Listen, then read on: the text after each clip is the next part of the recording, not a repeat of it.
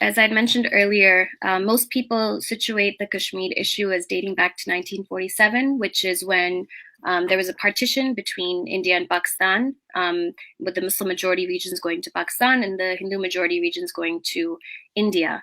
I actually, myself and other scholars, actually situate the Kashmir movement to be earlier in 1931, which is when you really see a Kashmiri mobilization against Kashmir's colonial rulers, the Dogras, who were a princely Hindu monarchy that was ruling over a majority Muslim population, and Muslim Kashmiris were heavily suppressed under the Dogras. They were not educated.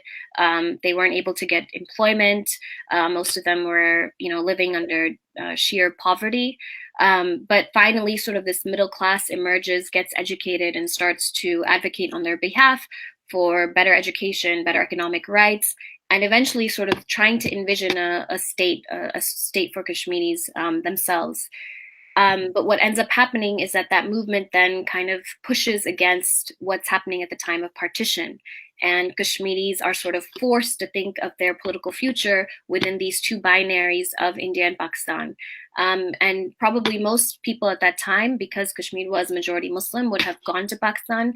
But there is this relationship between some of the Kashmiri nationalist leaders with the Indian National Congress. So they are kind of veering more towards India. And in the region of Jammu, which is part of the Kashmir state, there was an uprising against the Dogra Maharaja because the people wanted to join Pakistan. And the Maharaja heavily quashed that uprising. Estimates from 150,000 to 200,000 Muslims were killed. This is an uprising, the Jammu uprising, that doesn't get any play when you talk about the history of Kashmir, because people usually say that it all started when Pakistani tribals came from, northwest Pakistan, and tried to invade Kashmir, but that's not the case. The movement was always an indigenous movement. But as a result of the Maharaja sort of brutally quashing this uprising, the tribals from Pakistan did come to try to sort of liberate Kashmir from these Dogra rulers. And the Maharaja asked the Indian government for military assistance. The Indian government said that it would only do that as long as the Maharaja signed a treaty of accession.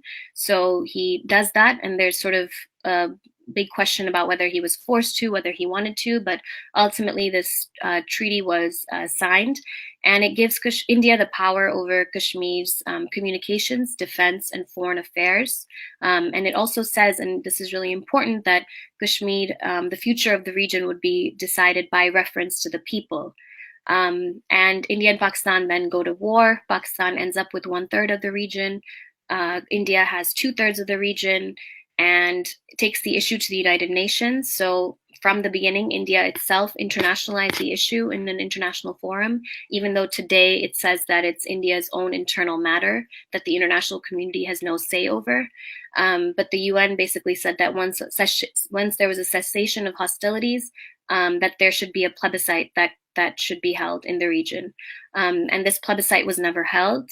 And that remains the core and the crux of the issue, is that despite for the past 70 years, Kashmiris fighting both peacefully and then later in the 80s, an armed uprising demanding a right to self-determination and for the plebiscite, this hasn't happened. So, it's really important that we situate the context, the history of the Kashmir movement in its historical context, because that's how the Kashmiris themselves see it. This is how they envision their identity and their history.